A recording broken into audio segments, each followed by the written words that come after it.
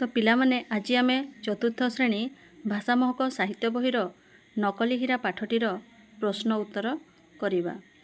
एठारे 1 नंबर प्रश्न रे अछि राजा जणे केउ भली शासक थिले। एहार उत्तरटी हैला राजा जणे बुद्धिमान शासक थिले। एहार 2 नंबर प्रश्नटी हैला राजा काहाकू तांको पुअर परामर्शदाता भावरे बाछिले। एहार उत्तरटी हैला राजांको प्रश्नर उपयुक्त उत्तर देइथिबा युवकंकु राजा तांको पुअर परामर्शदाता भावरे बाछिले। एहार 3 नंबर प्रश्नटी हैला राजा केउ मानंकु प्रश्न पचारिले। एहार उत्तरटी हैला राजा तांकर राजदरबार रे उपस्थित थिबा मंत्री और पारिषद वर्गंकु प्रश्न पचारिले। 4 नंबर प्रश्नटी हैला युवक जनक नीरव थिले काहीकि। एहार उत्तरटी हैला युवक जनक नीरव थिले कारण से राजांकु संतुष्ट करिबाकू भूल उत्तर न देई ठीक उत्तर देवा पई चाहुथिले। एहार 5 नंबर प्रश्नटी हैला राजा युवकंक उपरे काहीकि खुशी हेले। एहार उत्तरटी हैला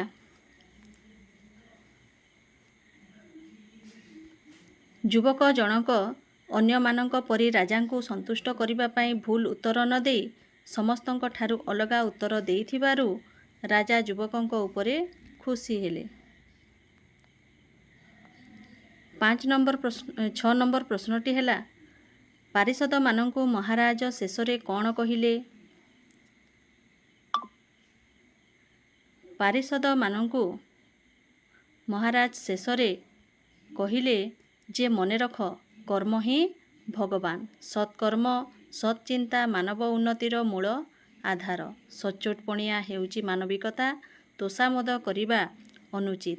तुम्भ मानंकर प्रत्येक कार्य प्रजा मानंक हित पई हेबा उचित। 7 नंबर प्रश्नटी हैला युवक जनंकु राजा असली हीरा काहीकि देले।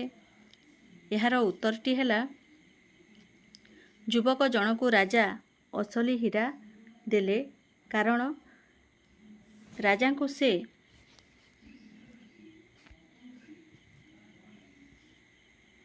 भूल उत्तर न देई सठिक प्रश्नर उत्तर देइथिबारु राजा तांकु असली हीरा देले। 8 नंबर प्रश्नटी हैला पारिषद मानंकु राजा नकली हीरा देवार कारण कौन। पारिषद मानंकु राजा नकली हीरा देवार कारण हैला जे राजा मंत्री एवं पारिषद माने राजांकु संतुष्ट करिबा पई भूल उत्तर देइथिबारु राजा सेमानंकु नकली हीरा देइथिले।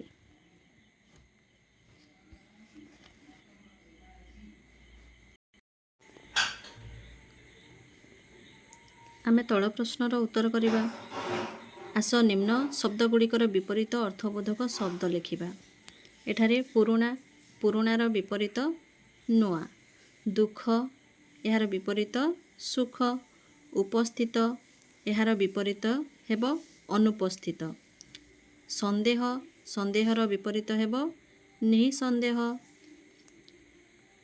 एठारे संतुष्ट संतुष्टर विपरीत हेबो असंतुष्ट। नकली र विपरीत हेबो असली। 2 नंबर प्रश्नटी अछि आस गोटे किंबा दुईटी वाक्य रे उत्तर लेखिबा। शिक्षक दलगत आलोचना पई सुजोग देबे। राजा पारिषद मानंकु संबोधन करी केउ प्रश्न पचारिले। राजा पारिषद मानंकु संबोधन करी राजा पारिषद मानंकु संबोधन करी प्रश्न पचारिले आपण माने कुहंतु मु जणे ज्ञानी और सचोट राजा कि। एहार ख प्रश्नटी हैला पारिषद माने कौन शिक्षा पाइले। एठारे पारिषद माने शिक्षा पाइले जे कर्म ही भगवान। सत्य अहिंसा सचोट पणिया मनीषर परम धर्म। सत्कर्मर फल सर्वदा मिठा होइथाए। पारिषद माने एही शिक्षा पाइले। एहार ग प्रश्नटी हैला एही पाठरु आमे केउ शिक्षा पाइलु। एहार उत्तरटी हैला ଏହି ପାଠରୁ ଆମେ ଏହି ଶିକ୍ଷା ପାଇଲେ ଯେ କର୍ମ ହିଁ ଭଗବାନ। ସତ୍କର୍ମ ସତ୍ଚିନ୍ତା ମାନବ ଉନ୍ନତିର ମୂଳ ଆଧାର। ସଚୋଟପଣିଆ ହେଉଛି ମାନବିକତା। ତୋଷାମଦ କରିବା ଅନୁଚିତ। ଏହାର ତଳ ପ୍ରଶ୍ନଟି ଅଛି ଭାଷାର କଥା ପଢ଼, ବୁଝ ଓ ଲେଖ। ନିମ୍ନଲିଖିତ ପ୍ରଶ୍ନଗୁଡ଼ିକର 4ଟି ସମ୍ଭାବ୍ୟ ଉତ୍ତର ମଧ୍ୟରୁ ଠିକ୍ ଉତ୍ତର ପାଖରେ ଠିକ୍ ଚିହ୍ନ ଦିଅ। ଏଠାରେ ବୃଦ୍ଧ ରାଜାଙ୍କର କେତେ ଜଣ ପୁଅ ଥିଲେ? ଏଠାରେ ବୃଦ୍ଧ ରାଜାଙ୍କର ଜଣେ ପୁଅ ଥିଲେ। ଦ୍ୱିତୀୟଟି, ରାଜା ତାଙ୍କ ପୁଅ ପାଇଁ କ'ଣ ଖୋଜୁଥିଲେ? ରାଜା ତାଙ୍କ ପୁଅ ପାଇଁ ପରାମର୍ଶଦାତା ଖୋଜୁଥିଲେ। ଏହା ତଳେ ଅଛି ତୁମେ କାହିଁକି ଚୁପଚାପ ଛିଡ଼ା ହୋଇଛ? ଉତ୍ତର ଦିଅ। ଏ କଥା କିଏ କହିଥିଲେ? ଏ କଥା ରାଜା ଯୁବକ ଜଣକୁ କହିଥିଲେ। ଏହାର ତଳେ ଅଛି ମହାରାଜ ଆମକୁ କ୍ଷମା କରନ୍ତୁ, ଆମର ଭୁଲ ହୋଇଛି। ଏ କଥା କିଏ କହିଥିଲେ? ଏ କଥା ପାରିଷଦ ବର୍ଗ କହିଥିଲେ। ଏହାର ତଳେ ଅଛି ରାଜା ଅସଲି ସୁନା କାହାକୁ ଦେଇଥିଲେ? ରାଜା ଅସଲି ସୁନା ଯୁବକ ଜଣକୁ ଦେଇଥିଲେ। କିଏ ବଡ଼ ବଳବାନ? ଏଠାରେ କିଏ ବଡ଼ ବଳବାନ? ଏଠାରେ ସମୟ ବଡ଼ ବଳବାନ ଅଟେ।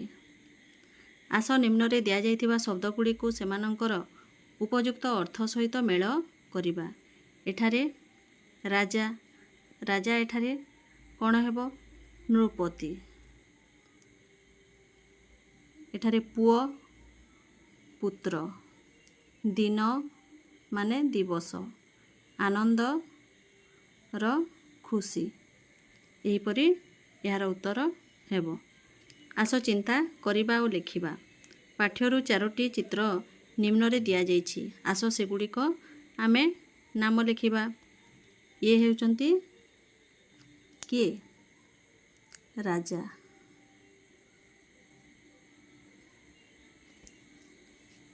ଏମାନେ ହେଉଛନ୍ତି ପାରିଷଦ ବର୍ଗ। ପାରିଷଦ ବର୍ଗ। ଏଠାରେ ଛିଡ଼ା ହୋଇଛି ଯୁବକ ଜଣକ। ଇଏ ହେଉଛି ଯୁବକ।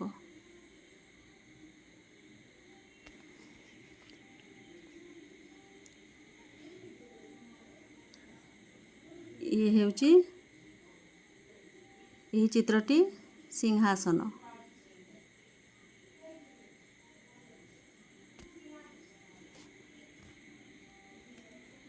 ଏହା ତଳେ ଅଛି 7 ନମ୍ବର ରାଜ ଦରବାରରେ କେଉଁମାନେ ଥାନ୍ତି ଲେଖ। ତ ଏଠାରେ ପିଲାମାନେ ରାଜ ଦରବାରରେ କେଉଁମାନେ ଥାନ୍ତି? ତ ଏହାର ଉତ୍ତରଟି ହେଇଯିବ କିଏ ଥାନ୍ତି? ଆମେ ଯାହା ପଢ଼ିଛୁ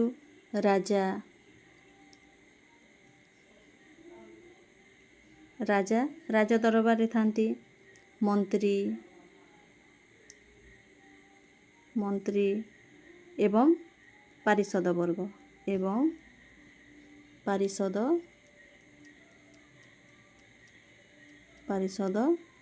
ବର୍ଗ ଉପସ୍ଥିତ ଥାନ୍ତି।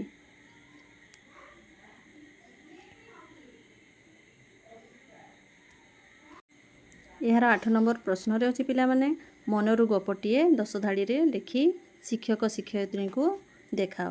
ତ ନିଜେ ଏଠାରେ ଗପଟିଏ 10 ଧାଡ଼ି ଥିବା ଗପଟିଏ ତମେ ଲେଖି ଦେଖାଇବ। ତ ଭିଡ଼ିଓଟି ଭଲ ଲାଗିଥିଲେ ଏହାକୁ ଲାଇକ୍ ସବସ୍କ୍ରାଇବ୍ଟେ କରିଦେବ। ରହୁଛି ପିଲାମାନେ, ଧନ୍ୟବାଦ।